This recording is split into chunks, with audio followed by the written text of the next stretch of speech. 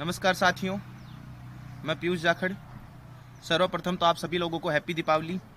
लेकिन एक बेरोजगार युवा के लिए कोई भी त्यौहार तभी खुशीपूर्वक मनाया जा सकता है जब उसके पास में रोजगार उपस्थित हो।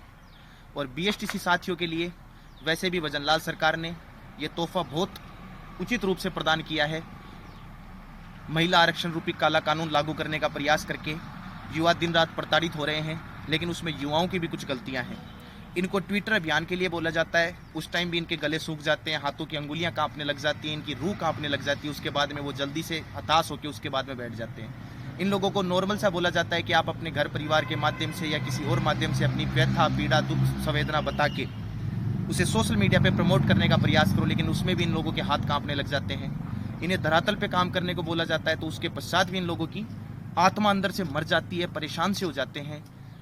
अब समझ नहीं आ रहा कि इस समस्या का निजात कैसे पाएं। इसलिए 4 तारीख को, 4 नवंबर को जयपुर में, चाहे सैकड़ों की संख्या में हो चाहे हजारों की संख्या में हो, हम अपने तरीके से एक आंदोलन करने जा रहे हैं, जिसमें विभिन्न बड़े भाइयों का साथ भी मिलेगा। अब सारी चीज़ें नहीं बताई जा सकती, कुछ चीज़ें गुप्त भी रखनी होती हैं ताकि युवाओं का भरोसा बना रहे। यदि संख्या बल हमें अच्छा मिलता है और हम आगे बढ़ पाते हैं, तो उपचुनाव पे होने वाली जगहों पर जाकर हम अपने माध्यम से, अपने तरीके से उन बातों को मनवाने का प्रयास करेंगे। क्योंकि यदि उपचुनाव निकल गए तो उसके बाद में बीजेपी चाहे 7 की 7 सीटें हार जाए, चाहे 7 की 7 जीत जाए, हमारे ऊपर कोई प्रभाव नहीं पड़ने वाला है। ये वहम निकाल देना कि बीजेपी को चुनाव हरा दोगे तो उसके बाद में आरक्षण रूपी काला कानून वापिस हो जाएगा, ऐसा कभी नहीं हो सकता है।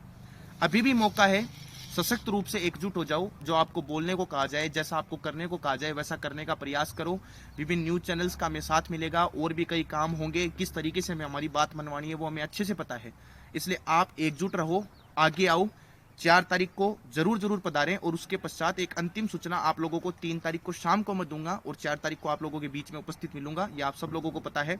कमेंट बॉक्स में हम साथ हैं, हम आ जाएंगे, ये मत लिखा करो। एक शिक्षक बनने से पहले इंसान में पंचुअलिटी बहुत जरूरी होती है, अनुशासन बहुत जरूरी होता है।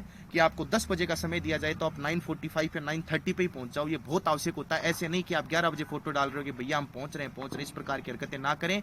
एक अंतिम लड़ाई है, उसके बाद में मुलाकात कोर्ट में ही होगी, और वहां हारने के प्रबल चांस हैं। तो अब आपकी इच्छा है, लड़ना चाहते हो या झुकना चाहते हो, इस बात का ध्यान रखें। धन्यवाद। जय हिंद।